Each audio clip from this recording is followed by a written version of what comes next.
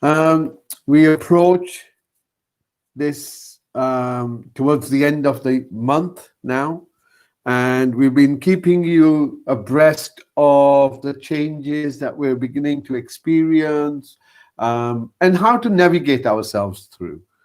So, we are in a health crisis, we are in a health emergency, and this health crisis is, but it is a health crisis with a virus out there for sure.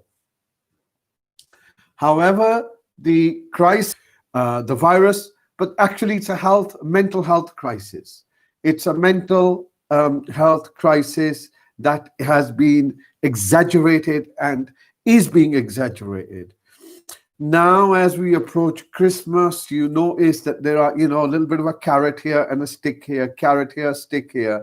We'll give you a few days off. We'll make this, but the restrictions will be now more strict.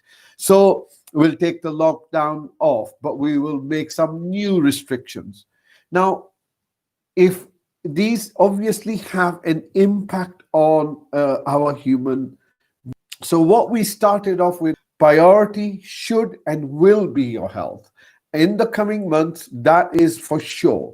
As many of the old structures begin to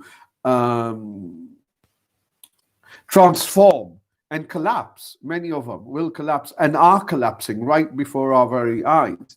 The impact, for example, on patients who can't attend hospitals or can't get access to doctors or emergent services, the impact is very visible now. So it's inevitable. The change is inevitable. It is divinely orchestrated. It is the unfolding of the hukam. It is being done in all mankind, humankind existence, particularly the human mind. It is to bring the human into balance with existence. That's the end goal of this, what we're going through. And it will end there inevitably, because this is the nature of the universe. The universe is a self-balancing, self-healing system within which we as human beings have a role. We have the ability to create a virtual reality of ourselves. We do that with pictures, we do that with selfies, we do that with games, etc. So this ability for human beings to create a virtual reality, which is why human beings are very interested in mirrors, in reflections. And this is because it affirms and confirms a sense of self. And this sense of self is my ego. It's not the same term as the Freudian ego. I use the word ego just loosely. The term would be home, that this self-referencing artificial reality that we create within our subjective self, our mental space, our mindset, our self-image, is nothing more than a virtual reality. It's a figment. You are, in our definition of the sense of self in this home ego space, it is a figment of its own imagination. It is as real as a shadow is, right? So this egoic sense of self has a very beautiful lifestyle, and it was very comfortable in its lifestyle, and then all of a sudden everything's shifted. Everything that you took for granted, travel, meeting one another, greeting, going out to eat, going to cinemas, having parties, having weddings, attending funerals,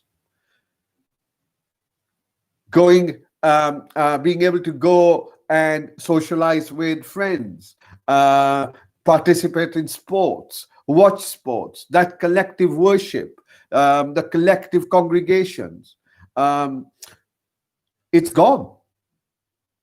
It's gone. And it's gone with the excuse that you are being kept safe. You are being kept safe. And perhaps there is some truth in that. However, my cynical mind questions that. And I suggest everyone else should ask yourself, is losing so much freedom losing so much freedom, losing such huge casualties to do with businesses and jobs. Is this really balanced with what we're doing? And this has to be asked. This has to be asked. And why? Because the time has now come for our responsibility. Each and every one of us is now having to pick up their responsibility, to take their responsibility. You're not being given a responsibility. You have to take your responsibility for yourself, for your own health first. For your own health first. And responsibility, your health, and you will see this before your very experience over the next few months, that we will begin to prioritize, change our priorities of what we thought was important, and we begin to focus on things that really do matter. It's about need, not want. It's going to be about what is the most precious thing that I have that I can't afford to lose. And it will be your health. So this understanding that we have been imparting rightly, it's going to carry on for a while in this transformation. Where do we stand? How do you navigate this? What are the extremely likely risk of our own actions? So we prioritize some action. And if you take action, excuse me, if you take action, then development takes place. So it's a process. Prioritize, approach. The circumstances we can prioritize. Well, you ask yourself, what is the most valuable thing you possess? Ask yourself this question. Is it your mobile phone? That is, you have in your possession, that is yours. And sooner or later, once you go through all the various levels, it's relationships, and it doesn't quite work out that, then you think people that love me, then you think it's this, then you think it's that, and so on and so forth. My work, my titles, blah, blah, blah. And you arrive that the most valuable thing you have, I have, is health. This is the most valuable thing you have. You lose this, you've lost everything. Now, there's another element that we need to, so the aspect of our responsibility. If we engage ourselves in the narrative of fear, of anger, of engagement in dramas, if we participate in, then this is the reality that's created. It creates the reality. Now, here is the other element of our in silence, we receive without asking. In silence, truth is revealed. And in silence, we find our strength. In silence, there is strength, for strength is silent. That inner silence, as much as we can cultivate it, and in fact, we would and to increase sitting inside. These three things moving forward. As the kind of dramas that we are going to now start to be exposed to, the censored information, languages, you're pretty much tied to a particular worldview. It's what they tell, what you are told to be the truth is what you accept to be the truth. But there are different worldviews. So we speak to people in different parts of the world. And now I hear from my colleagues in India, in Punjab, in various other places, Calcutta, where, yes, there is a lockdown, but people are just going on about their business. People have realized that it's, you know what, we can't afford to just sit back and wait to be saved. Just can't do it. And we have some luxuries in developed countries where we can be fed by the government. This, it is the balance that is being brought to humanity, and evidence that is being brought to humanity. And every part is playing a role, and oppressive and put the rules. They're playing their role. It's okay. Let them play their role. For you and I and others, playing our order in its experience and our time of worldview, moment of change and the moment of viciousness. It's a moment knowing back that in time to come to your future, where did I stand? Where did I stand? I can see the bullshit, but I don't need to fight it. I don't need to engage in it, but I can see it. That's me playing the role. What do I do when the whole thing is moving around? I find myself just a few times in a day, once, twice in a day, and you that begins to contribute. That individual, a collective expression that changes the reality, because mankind, humankind, what does it mean to be human? The human, what does it mean? What is the pinnacle of, and the pinnacle of humanity within many cultures? Trial worldview that is now starting at its last days. Only hold on to a particular reality version of like it's about time that we did this, because the emerging reality, and that we did this because the emerging reality, and I use that word carefully, the emerging reality, and I use that word carefully, the emerging reality is common humanity, and humanity, and life where money is the only, the other things. Now time is to put what we know into action. So if you know how to yoga, put it into action. If you know how to do some qigong, put it into action. Remember those things. The second thing is what to prioritize. Begin with your health. Begin with your health. Begin with your mental health. Begin with your emotionally critical. Right? No mental health. I can say that. Practice. And in that moment when we are all collectively attempting, it's the intention that creates the fruit. It's the intention that creates the fruit. Okay? The very intention to sit in the moment, be present, is not to connect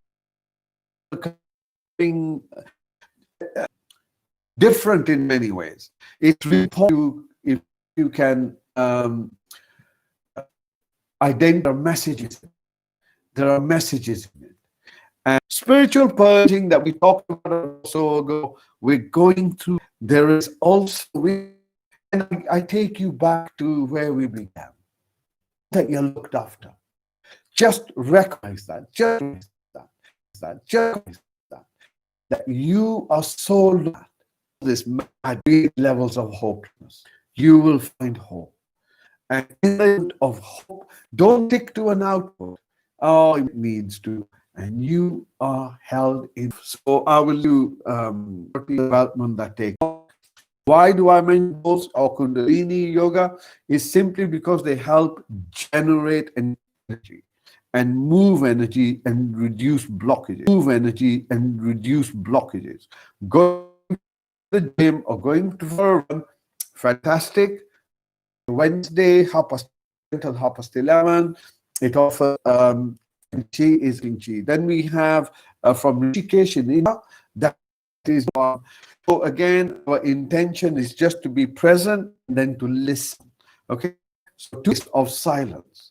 Don't do anything. Just sit in that. So then, closing your eyes.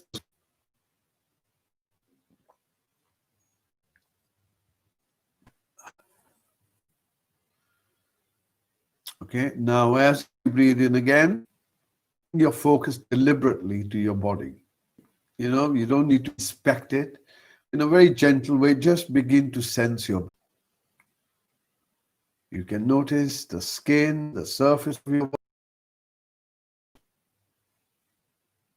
You may find that within yourself, within the sensation that's dominant, sensation, yet you can sense that part of the body. Breathing in again, bring your focus now to whatever you're sitting on. So there's a body that we are embodied within.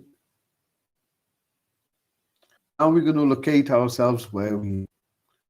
So wherever you are, sitting, lying, can only be there. Can't be anywhere else. Your physical body is embedded in whatever's around. You are held in the space that's around you.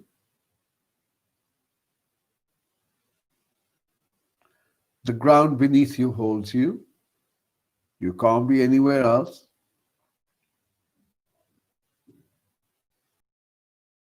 It's in front of you. Only that which is around in your environment. The warmth that I want you to see if you can get a feel for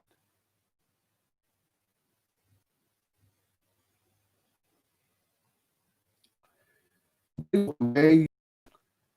And note those sensations.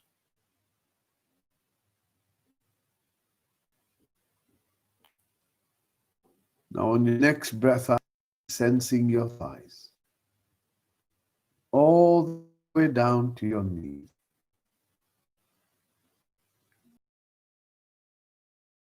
To your ankle.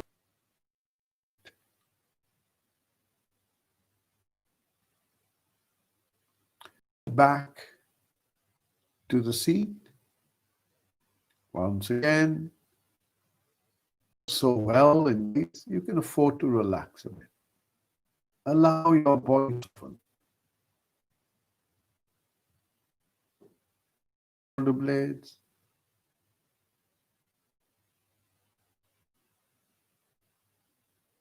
Your hands. Focus to your wrists, hands.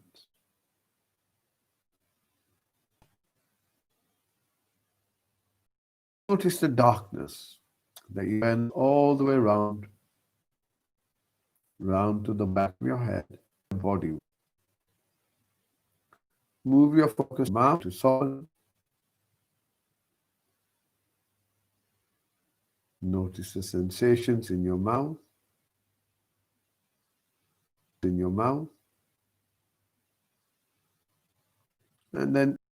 then as you breathe out, relax your face. Breathe out, relax your face.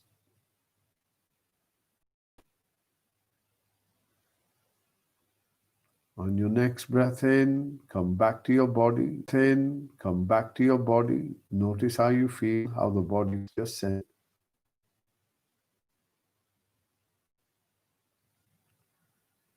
Bring your focus to your chest. Notice how you are feeling. Bring your focus to your chest. Notice how you are feeling. Settled, unsettled. On your next breath out around you.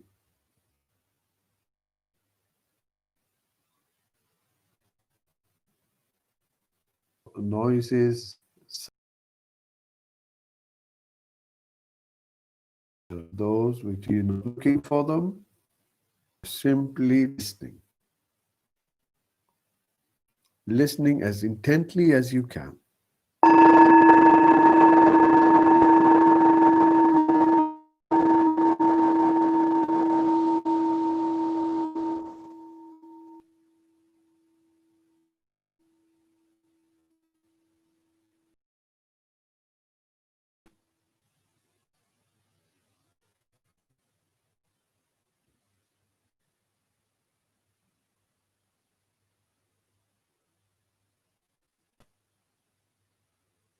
Silence.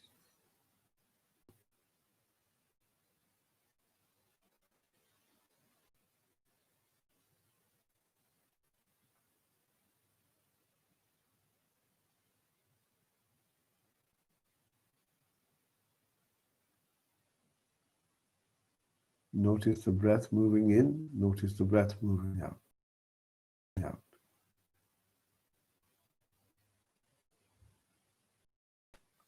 Begin to notice the breathing in and stopping.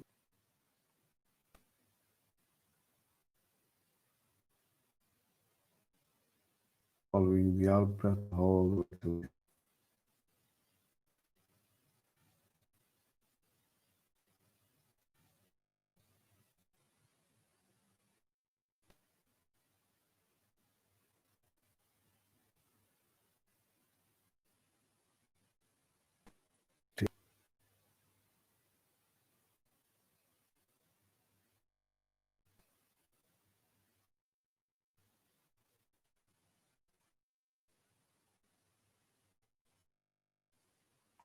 stay with.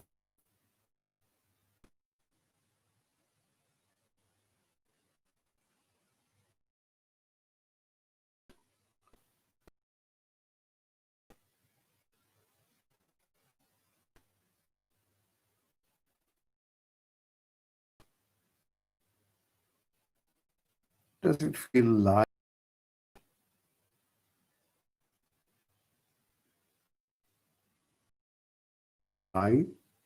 or does it feel labor or does it feel short?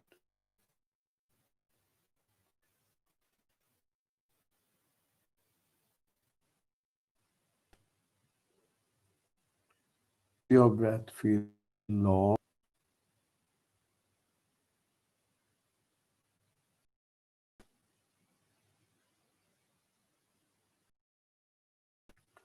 Does your breath feel smooth or does it feel erratic?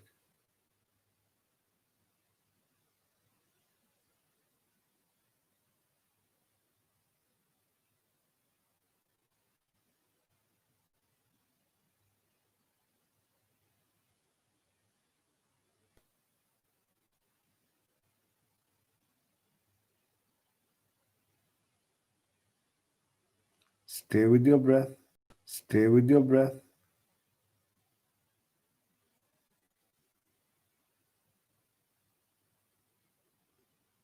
Does your breath feel cool or does it feel warm?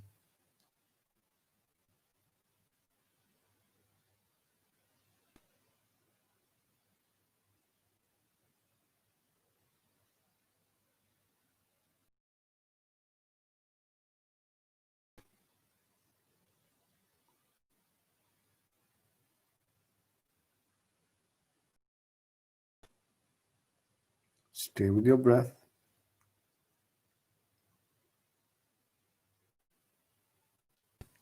Try and listen to the in-breath as it comes in. Try and listen as it comes in. Try and listen to the out-breath as it goes out.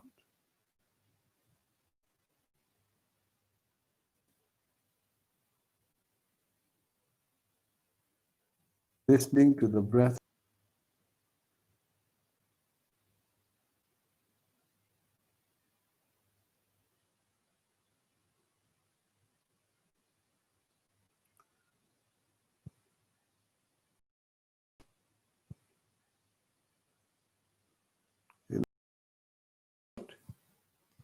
Begin to listen to the sounds around you.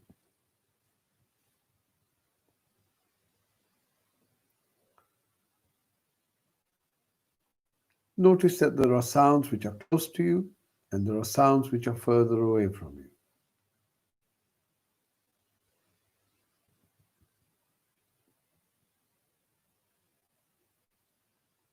Sounds which are close to you, sounds which are further away from you.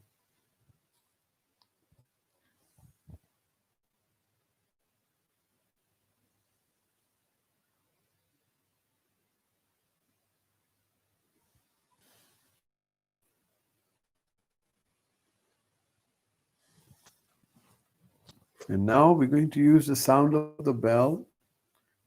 Let go.